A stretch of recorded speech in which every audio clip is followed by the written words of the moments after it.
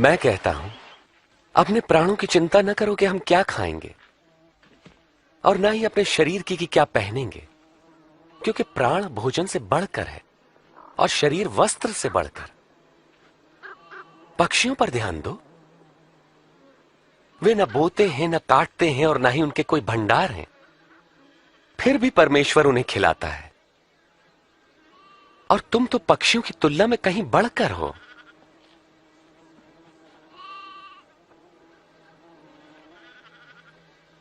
तुम में से कौन चिंता करके अपनी आयु बढ़ा सकता है?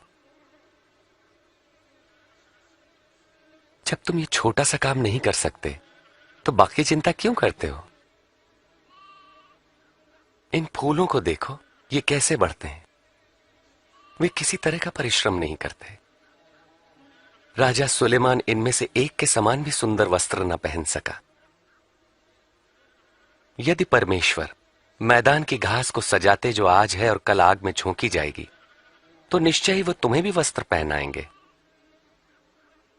हे अल्पविश्वासियों, हमारे विश्वास को बढ़ाएं। यदि तुम्हारा विश्वास राई के दाने के बराबर भी होता तो तुम इस पेड़ से कहते कि जड़ से उखड़कर समंदर में जा लग, तो ये तुम्हारी बात मान लेता।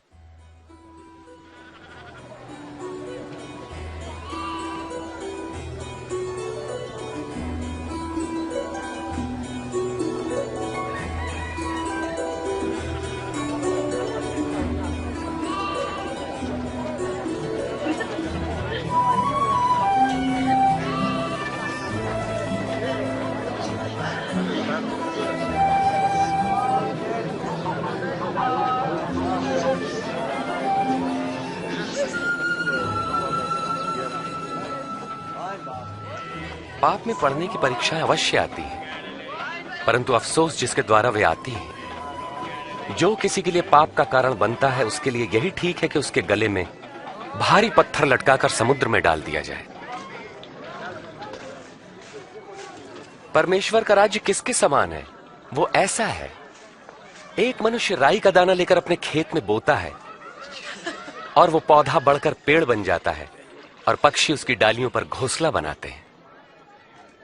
मुझे नहीं पता ये क्या कह रहा है। तुम चुंगी लेने वालों और अन्य पापियों के साथ क्यों खाते पीते हो? स्वस्थ लोगों को वैद्य की आवश्यकता नहीं होती, परंतु रोगियों को है। जो बहिष्कृत है, मैं उनको पश्चाताप का संदेश देने आया हूं, सम्मानितों को नहीं।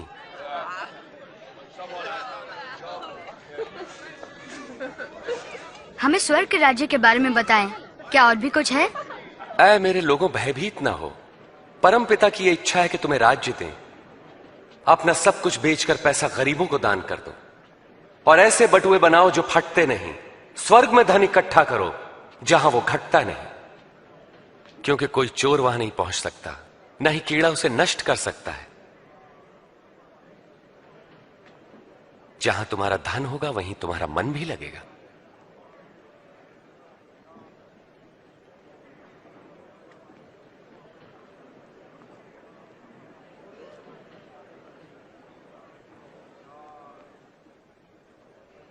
हे नारी, तुम अपनी बीमारी से मुक्त हुई।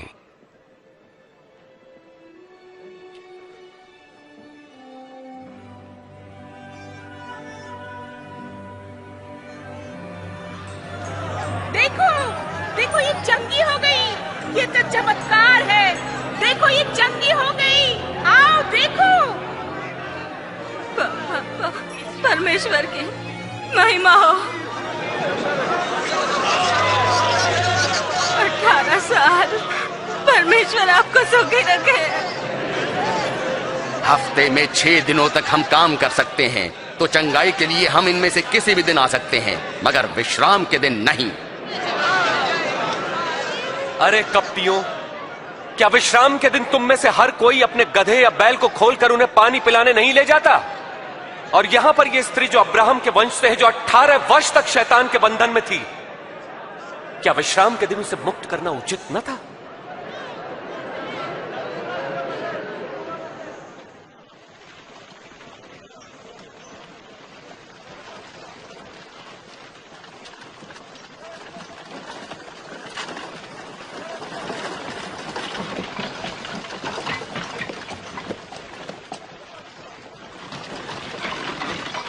हे उत्तम गुरुजी, अनंत जीवन पाने के लिए मुझे क्या करना चाहिए? तुम मुझे उत्तम क्यों कहते हो? कोई भी उत्तम नहीं परमेश्वर के सिवा। तुम आज्ञाएं तो जानते हो, व्यभिचार न करना, हत्या न करना, किसी पर झूठे आरोप न लगाना, अपने माता पिता का आदर करना। परंतु ये सभी आज्ञाएं तो मैं बचपन से ही मानता आया हूं।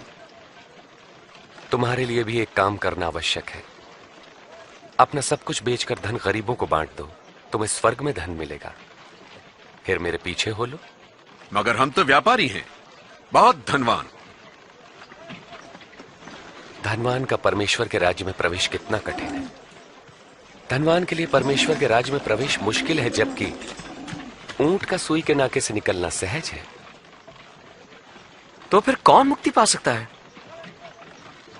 जो मनुष्य के लिए असंभव है वो परमेश्वर के लिए संभव है। वास्तव में कहां होगा ये परमेश्वर का राज्य? परमेश्वर का राज्य प्रकट रूप से नहीं आता। कोई ये नहीं कह सकता कि देखो ये यहां है या वहां है, क्योंकि परमेश्वर का राज्य तुम में है। वो समय आएगा जब तुम परमेश्वर के पुत्र के आगमन का दिन देखना चाहोगे, पर देख ना पाओगे। जैसे बिजली आकाश की एक ओर से दूसरी ओर तक प्रज्वलित होती है, वैसे ही परमेश्वर का पुत्र भी प्रकट होगा। परंतु पहले उसे बहुत दुख उठाना होगा और इस युग के लोग उसका तिरस्कार करेंगे।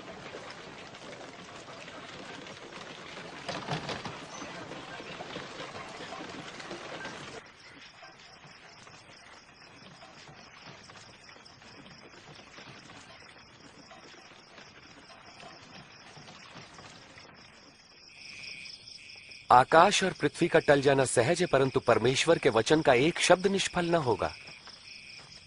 मैं कहता हूं, जो तुम देखते और सुनते हो, बहुत से भविष्यवक्ताओं और राजाओं ने देखना और सुनना चाहा, परंतु ऐसा न कर सके। हम क्या करें? धर्मशास्त्र क्या कहता है? इसका क्या अर्थ है? तुम अपने प्रभु परमेश्वर को संपूर्ण हृदय, संपूर्ण प्राण, संपूर्ण सामर्थ्य, संपूर्ण मन से प्रेम करो। पड़ोसी को अपने समान प्रेम करो। तुमने ठीक कहा, यही करो तो जीवित रहोगे। मेरा पड़ोसी कौन है? वे सैनिक तो नहीं? क्या राजा होगा? एक बार एक मनुष्य यरूशलेम से यरीहो जा रहा था। तब डाकुओं ने हमला किया और लूटकर उसे अधमरा छोड़कर चले गए। तब एक धर्मगुरु वहां से गुजरा और उसे देखकर वहां से कतरा कर चला गया। इसी प्रकार एक पुरोहित भी वहां से निकला, पास आया, उस व्यक्ति को देखा और मुंह फेर कर चला गया। परंतु एक दलित ने मार्ग से गुजरते समय उस घायल मनुष्य को देखा और उसका हृदय दया से भर गया। उसने घायल के पास जाकर घावों को साफ किया, फिर उसे अपनी सवारी पर बैठाकर वो एक सराय में ले गया, जहां उसकी सेवा टहल की। दूसरे दिन मालिक को कुछ रुपए देकर उसकी देखभाल करने को कहा और कहा, जो कुछ खर्च आएगा मैं लौटने पर तुम्हें दे दूंगा। इन तीनों में से किसने डाकुओं द्वारा लुटे व्यक्ति से अच्छे पड़ोसी का फर्ज निभाया? जिसने उस पर दया की। फिर तुम भी यही करो। बच्चों को मेरे पास आने दो और उन्हें मना मत करो, क्योंकि परमेश्वर का राज्य ऐसों का ही है। मैं तुमसे सच कहता हूं, जो कोई परमेश्वर के राज्य को एक बालक की तरह ग्रहण नहीं करता, वो उसमें कभी प्रवेश न करेगा। जो कोई मेरे नाम से इस बालक का स्वागत करता है, मेरा करता है। जो मुझे स्वीकार करता है, मेरे भेजने वाले को करता है। तुम में सबसे छोटा ही सबसे महान है।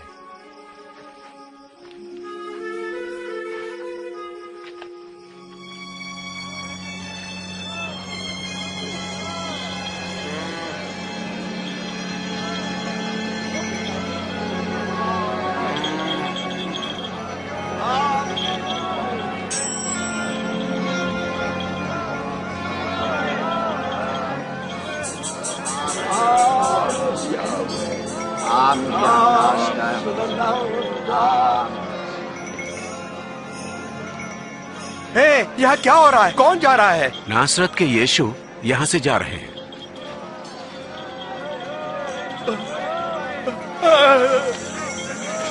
यीशु, प्रभु यीशु, हे दाऊद की संतान, मुझ पर दया करे।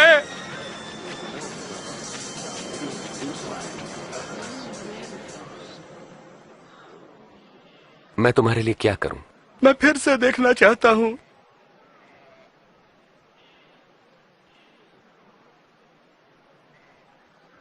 तो देखो, तुम्हारे विश्वास ने तुम्हें चंगा किया।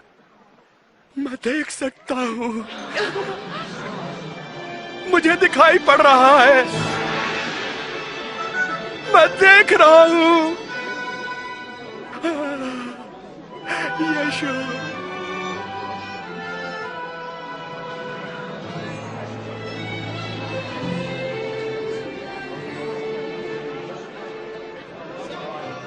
यरूशलेम जाते समय हर जगह प्रभु यीशु को भारी भीड़ मिली।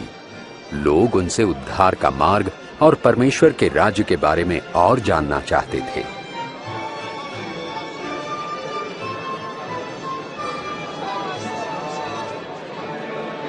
ये मनुष्य भविष्यवक्ता है।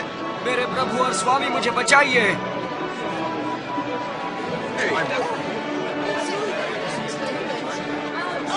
हे प्रभु, हमें बचाएं, हमें बचाएं।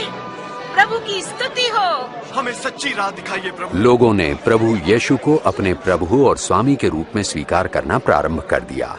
दर्शन को उत्सुक यरीहो नगर में जकई नाम का चुंगी लेने वाला यीशु को देखने की उत्सुकता में पेड़ पर चढ़ गया। जकई, जल्दी नीचे उतरो, क्योंकि आज मुझे तुम्हारे घर ठहरना है। मेरे घर? उसके घर कौन ठहरेगा? जकई यीशु को कैसे जानता है?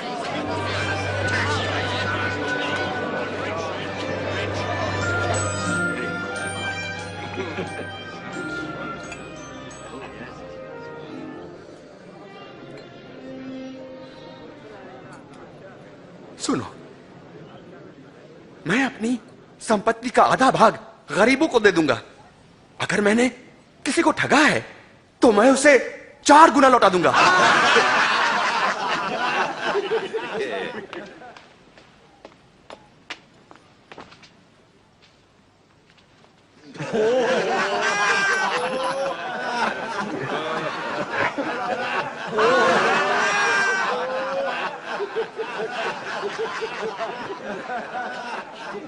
मैं नहीं मान सकता कि एक चुंगी लेने वाला पैसा वापस करे। असंभव।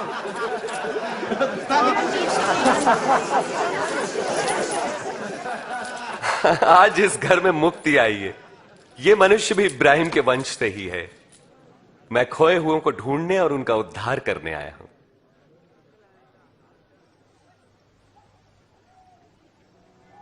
सुनो,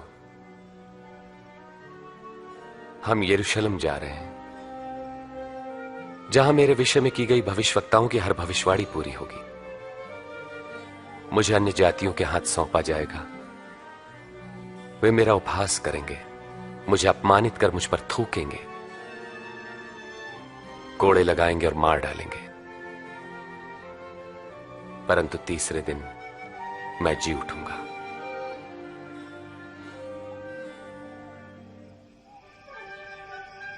और प्रभु यीशु दृढ़ निश्चय के साथ यरूशलेम की ओर चल दिए।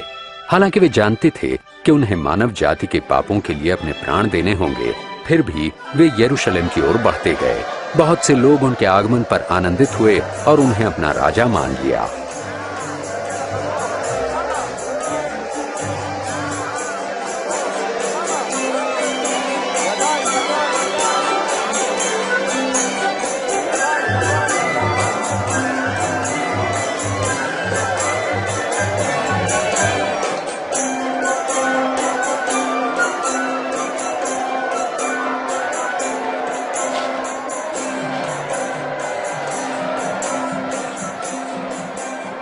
गुरु, अपने शिष्यों को आज्ञा दे कि वे शांत रहें। मैं कहता हूं, यदि ये चुप रहे तो स्वयं ये पत्थर चिल्ला उठेंगे।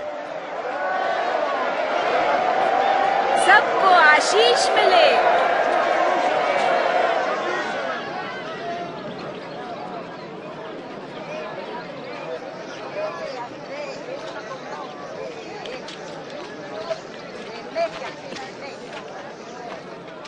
प्रभु यीशु यरूशलेम के निकट पहुंचे। उन्होंने उसे देखा और रो पड़े।